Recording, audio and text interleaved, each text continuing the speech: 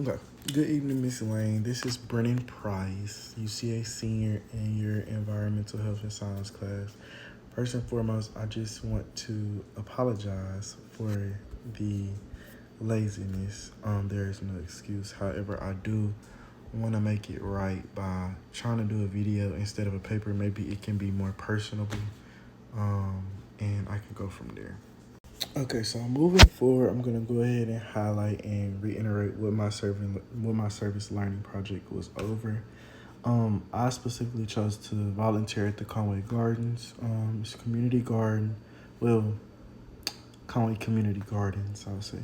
Collectively, there are several gardens that are tended to by a nonprofit organization that combines UCA Beer Coalition and a few other gardens around the area, Central Arkansas, like First Presbyterian Church. I know Coho or City of Hope and Outreach. All those. I particularly began volunteering at the First Presbyterian garden. Long story short, it was a phenomenal experience. Truth be told, I learned a lot, like things I didn't know, like anything from composting to making trellises, that they grow their own bamboo to make the trellises. With the compost component, almost anything biodegradable can be compost and can be nutrients to the things that you are growing. And so that was really interesting to me, like just seeing dead leaves be able to make an impact on organic and safe food. Um, They also told us about certain things that they grow, like collard greens, carrots, dill. Which the dill is more so you can use it as a herb as it is, but it also helped keep certain bugs from. It worked as an organic pesticide because it wasn't harmful to what we were growing. It was more so aiding and disabling the bugs from getting to the crops because of the smell and the nutrients that it provided to the garden as a whole. Um, I actually took some collard greens home and we made some collard greens. That was my first time making greens. My favorite type of green is probably turnip because I have an aunt and a cousin that know how to cook the turnip down in the greens. But it was phenomenal just to see that full circle come around and be nutrients to me. Um, Another thing is we set up different runoff stations for the extra water to also go to the garden, but not overflow the garden to where the things that needed to stay in the ground to help nurture the plants and things and such, they weren't disabling the garden from growing. So truth be told, I only spent about 5 hours in the garden, and I know we needed a total of 10 due to my allergies and stuff like that. Even now, I'm just kind of inflamed, but I wasn't able to complete my service learning in the garden. So I would say I had direct experience, indirect experience, and research because I also did some of my own digging, and here are my findings. So in research, I found that around 27,000 trees are cut down each day by humans. And so some of this is due to logging, which is a very lucrative, very lucrative career. My grandpa, my mom's dad was a logger. He had a logging company and a gas station before he passed away due to heart issues. So just knowing the history behind that and how much money he made and working at Home Depot a few years back and talking to some of the entrepreneurs that were in that field and then looking at the prices of wood, oh man, it's lucrative. But not only is it lucrative for the economy, it's also lucrative for the world. Trees provide different oxygenation to us humans, and not only to us, but to wildlife and other plants that need it.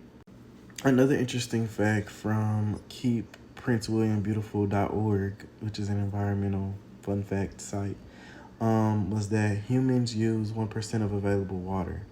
So this is not to say that we don't overconsume, because we do.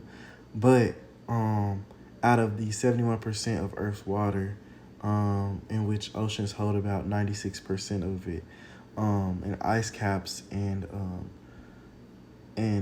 other bodies of water hold 2%. The remaining waters like rivers, ponds, glaciers, ice caps, lakes, and water vapors and taps are different. But only 1% of that available water source is safe for human consumption, which I truly believe, with all the pollutants and stuff going on, oil dumping, oil rigging, all that good stuff is going into the water. And if it's affecting the nutrients that we eat, such as seafood, it's definitely not good for us. So that's interesting. This one is kind of a known one, but fungi play a highly vital role in the environment. So, the fungi are used to protect the environment, and it's basically helping to digest minerals out of rock formations and consuming fossil fuel spills. Excuse me, and even they even kind of cool the planet because it helps with lowering radiation emissions. Okay, so this is a heavy hitter. So I'm gonna share two more, and then I'm gonna go back to what I'm supposed to be doing. So number 7. Every 3 months, Americans throw away enough aluminum foil in landfills to build our nation's entire commercial air fleet. That is wild to think about. Then another one is recycling one aluminum can save enough energy to run a TV for 3 hours. The last one in this component is, during the time it takes me to read this sentence, 50,000 12-ounce aluminum cans are produced. Seconds. Last one, but this is maybe not even the most interesting one. This is mind-boggling. If you walk a mile along an average U.S. highway, you will see on average about 1,457 pieces of litter. According to Keep America Beautiful, if every American picked up 152 pieces of litter at the same time, we would have a litter-free nation.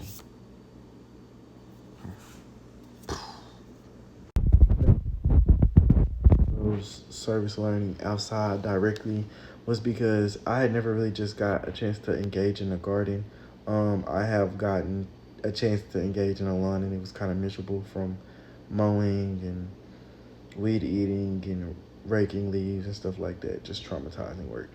But it really stuck near and dear to me after learning about it. A lot of people use their free time. It's not a lot of money in it, I would say. However, you do get irreplaceable experience, and that's for sure. And you meet a lot of good people. So, like I said, we planted, we made compost, we made trellises. We learned, we got to even taste from the garden. We ate a piece of dill. It wasn't the best, not cooked, but we ate it. And so much more. We plucked weeds, we weeded or whatever. And the list goes on.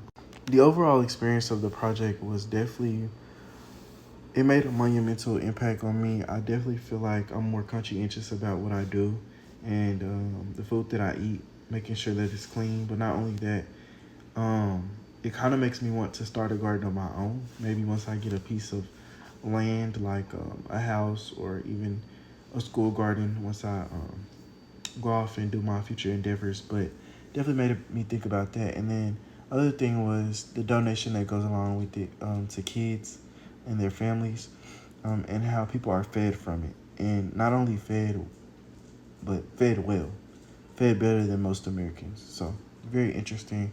I loved it. 10 out of 10 experience. Last but not least, here's some pictures that I have. I think I already pretty much showed you these, but that wasn't helpful. But the food produced there was absolutely stunning, like unreal. That doesn't even look like a carrot that you would find in the grocery store. It looks more complete and more natural.